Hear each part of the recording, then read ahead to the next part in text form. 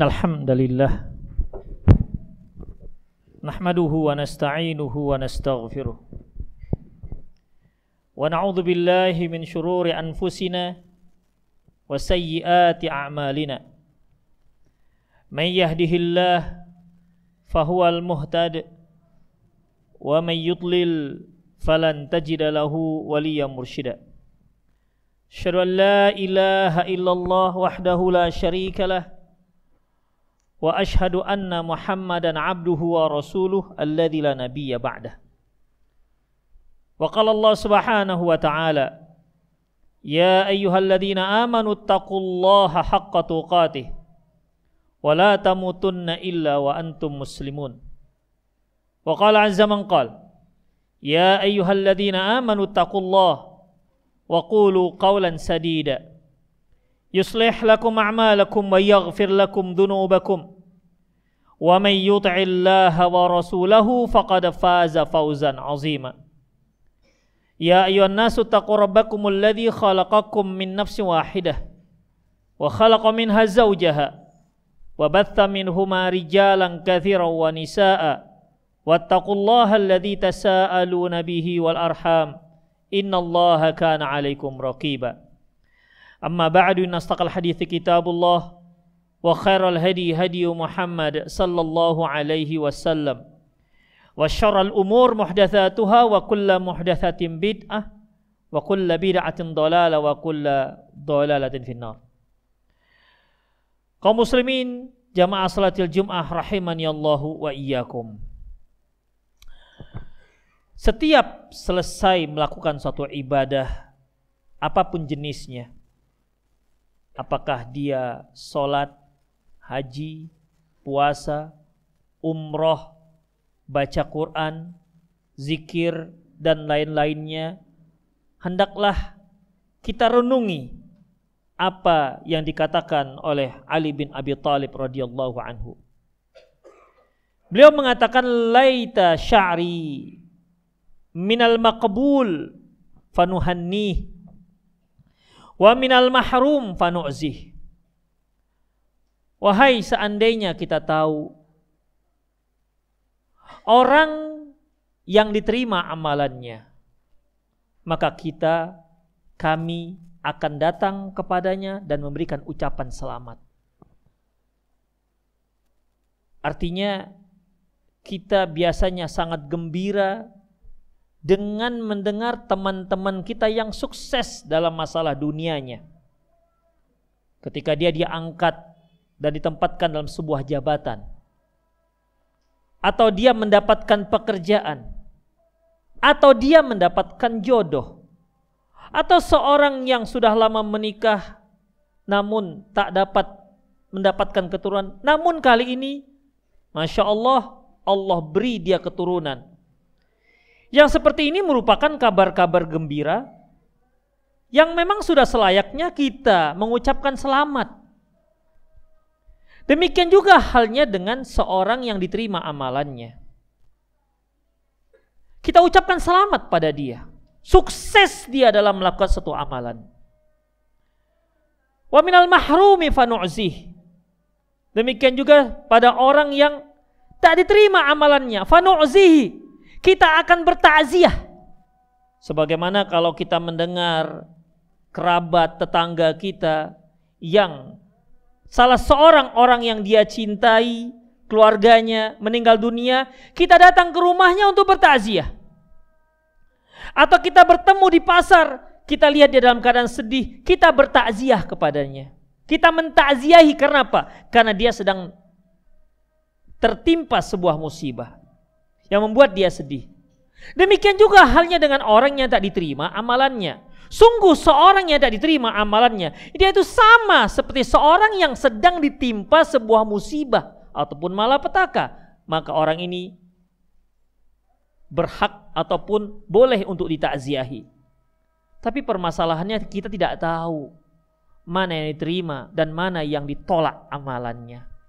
Seandainya kita tahu, kita akan perlakukan orang tersebut seperti yang disebutkan oleh Ali bin Abi Thalib.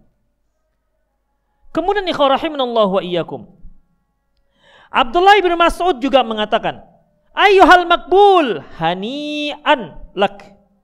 Wahai orang yang diterima amalannya, selamat bagi kalian, selamat bergembira, sukses bagi kalian. Wa ayyuhal mardud, wahai yang tertolak amalannya, jabbarallahu musibatak, semoga Allah memberimu kesabaran atas musibah yang sedang menimpa dirimu. Ma'asyiral muslimin rahimani Allah wa iyyakum. Demikian komentar dua orang sahabat yang menanggapi tentang bagaimana orang yang diterima dan orang yang ditolak. Bagaimana sikap kita terhadap mereka. Ini menunjukkan betapa orang yang diterimanya satu amalan yang dia lakukan, itu sebuah kesuksesan yang besar. Sebagaimana orang yang ditolak amalannya, itu merupakan sebuah musibah yang seyogyanya dia mendapatkan takziah dari kalangan kaum muslimin, seperti orang yang meninggal di kalangan mereka. Masyaallah muslimin rahimanallahu wa iyyakum. Sampai-sampai Ali bin Abi Thalib pernah mengatakan, la tahtammu biqillatil amal. Jangan kalian memperhatikan kuantitas atau sedikitnya satu amalan. Wahtammu liqabul amal. Tapi perhatikanlah bagaimana caranya agar amalan kalian itu diterima oleh Allah Subhanahu wa ta'ala. Kita banyak beramal atau kita baca Quran satu hari 3 juz. Tapi kira-kira bacaan kita ini diterima apa tidak? Lebih baik kita membaca hanya 1/4 atau mungkin 1 halaman, tapi kita diterima amalan kita di sisi Allah Subhanahu wa ta'ala dengan mentadaburinya, ya, membacanya sesuai dengan yang diinginkan oleh Allah Subhanahu wa ta'ala, dan tentunya yang tidak kalah penting mengamalkan apa yang kita baca. Karena Allah Subhanahu wa ta'ala mengatakan, innama yataqabbalullahu minal muttaqin. Allah itu hanya menerima amalan orang-orang yang bertakwa saja. Yang tak sampai pada titel takwa ditolak oleh Allah. Kalimat-kalimat innama yataqabbalullah minal muttaqin. Innama ini dalam bahasa Arab yufidul hasr, pembatasan. Allah hanya, itu dia. Allah hanya menerima amalan orang yang bertakwa. Berarti kalau tak bertakwa dia, kalau dia tidak sampai pada derajat bertakwa, ditolak amalannya, itu artinya ibadahnya ditolak oleh Allah Subhanahu wa ta'ala. Makanya Allah Subhanahu wa ta'ala mengatakan, kutiba alaikumusiyam kama kutiba alal ladzina min qablikum la'allakum tattaqun. Diwajibkan atas kalian berpuasa sebagaimana diwajibkan kepada umat sebelum kalian agar kalian bertakwa. Kalau sudah sampai takwa, diterima amalan kalian. Tapi kalau tidak, ini yang dikatakan Rasulullah sallallahu alaihi wasallam, kam min shaimin laisa lahu illa al-ju'i wal 'atas wa kam min qa'imin laisa lahu illa as-sahar. Berapa banyak orang yang berpuasa. Rasulullah katakan orang yang berpuasa artinya sah puasanya. Sah, kam min shaimin. Diakui dia berpuasa. Laisa lahu, tapi dia enggak dapat apa-apa. Ilal ju'i wal 'atas, yang dia dapat hanya dahaga dan lapar saja. Wa kam min qa'imin. Berapa banyak orang-orang yang salat malam. Semalam suntuk dia salat. Laisa lahu, tak ada dapat apa-apa. Illa sahar, hanya sekedar begadang, capek-capek, menahan kantuk, tapi nilainya 0. Yang begini ikhwah, yang tidak mencapai derajat takwa. Ikhwah rahimanallahu wa iyyakum. Makanya di awal-awal Rasul sudah katakan 3 kalimat, dan ini luar biasa ikhwah. Landasan berpijak-pijakan kita dalam beribadah agar kita mendapat takwa. Rasulullah sallallahu alaihi wasallam bersabda,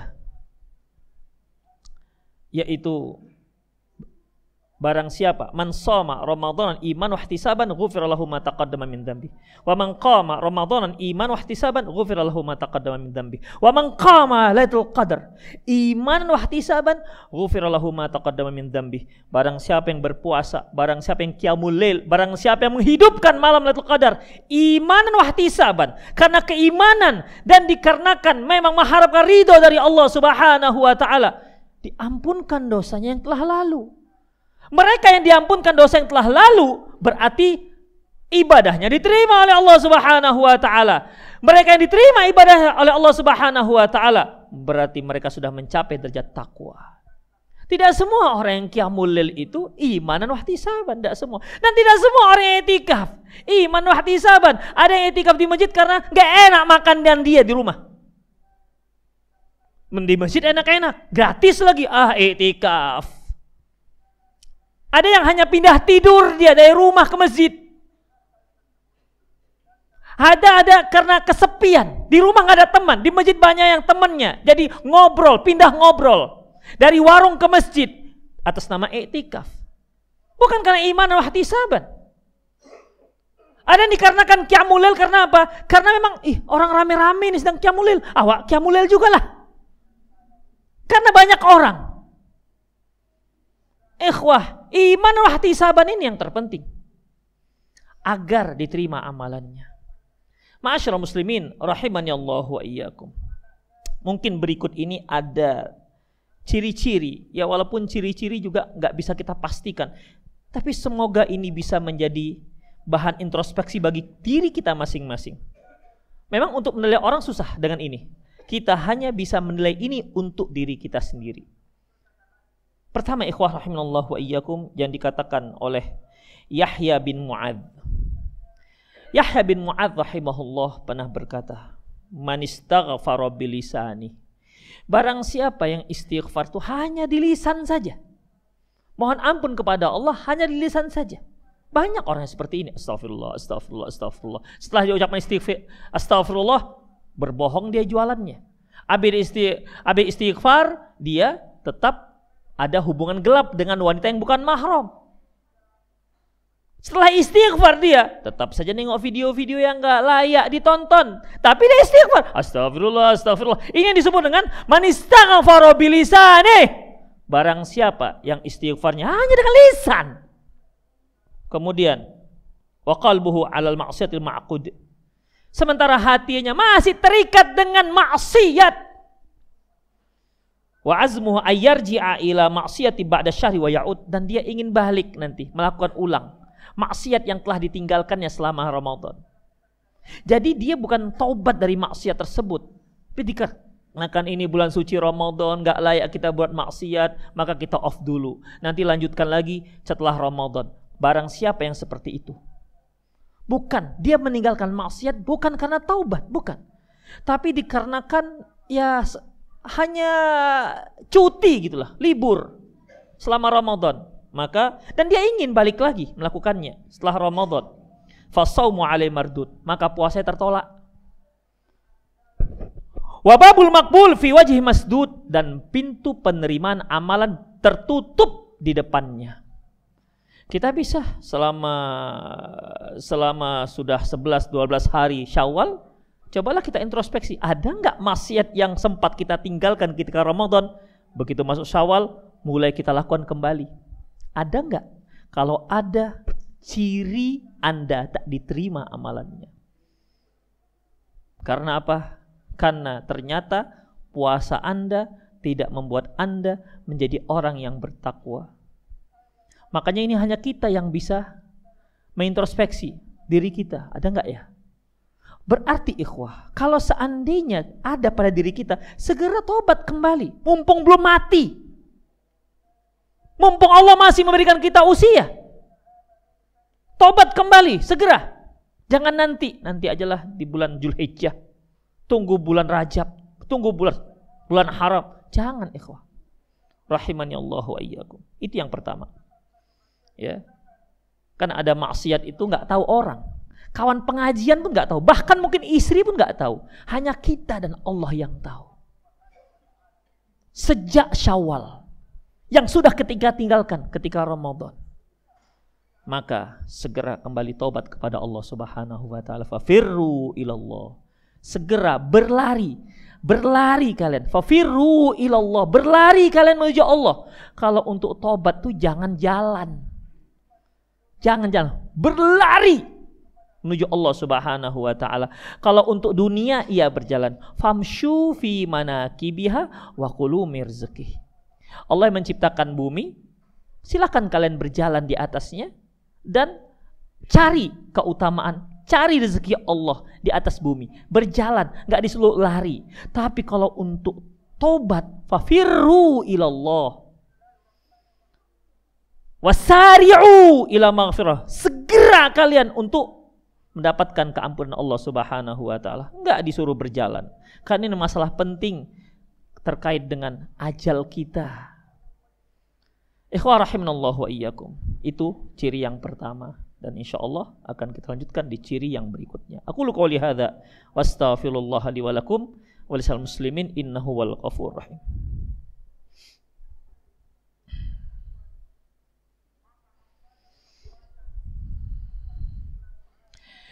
Innal hamdalillah wassalatu wassalamu ala Rasulillah amma ba'd. Ciri yang kedua yaitu sebagaimana yang dikatakan oleh Hasan Al-Basri rahimahullah, inna minal jazail hasanah al-hasanatu ba'daha. Sesungguhnya di antara ganjaran perbuatan baik, berarti perbuatan baik dapat ganjaran. Itu menunjukkan perbuatan baik dia diterima oleh Allah sehingga diberi ganjaran oleh Allah. Di antara ganjaran yang berperbuatan baik itu bukan hanya pahala. Antara lain selain pahala, ganjarannya adalah al-hasanatu ba'daha, yaitu perbuatan baik setelahnya. Jadi bukan hanya pahala. Apabila perbuatan baik seseorang ikhlas karena Allah, tulus karena Allah, sesuai dengan sunnah Rasulullah SAW, dan Allah terima, bukan hanya pahala yang Allah berikan, bukan hanya surga yang Allah janjikan, tapi Allah beri dia ganjaran, dia akan antusias untuk melakukan perbuatan baik berikutnya. Tidak titik sampai di situ. Wa min uqubatil sayyi'ah, di antara hukuman orang yang berbuat buruk, as-sayyi'atu ba'daha, perbuatan buruk berikutnya. Seorang melakukan dosa, tidak hanya dia dapatkan dosa, tapi hukuman yang lebih parah yaitu dia ada keinginan, bahkan sangat ingin melakukan keburukan-keburukan yang berikutnya. Sehingga jadilah dia para pendosa-pendosa. Sebagaimana sabda Rasulullah SAW, iyyakum wal kadzib, hati-hati kalian dengan dusta. Fa innal kadzib yahdi ilal fujur, karena dusta itu akan menjerumuskan orang pada fujur.